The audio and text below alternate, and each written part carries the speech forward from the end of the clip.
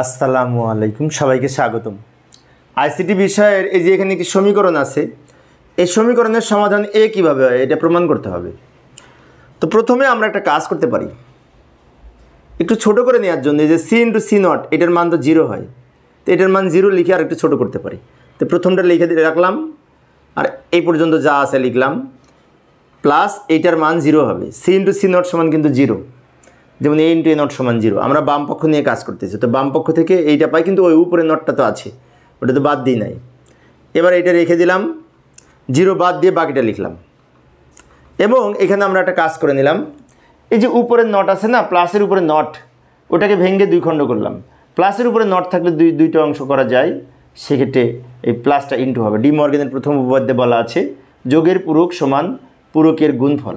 তো আগে তো একটা করে পূরক ছিল, আবার উপরের এই ভাঙ্গা অংশ দুইটার উপরে যুক্ত হয়ে ডাবল পূরক হয়েছে। এখন এ ডাবল নট সমান এ, তাহলে এখানে এ আর বি হবে, ডাবল নট কাটা যায়, তাই না? তাহলে আমরা পরের লাইনে লিখতে পারি A B not plus A B. এবার আমরা কী করতে পারি, এ কমন নিতে পারি, এখানে এ আছে, এখানে এ আছে। এ যদি কমন নিই তাহলে বি নট থাকে প্লাস বি থাকে।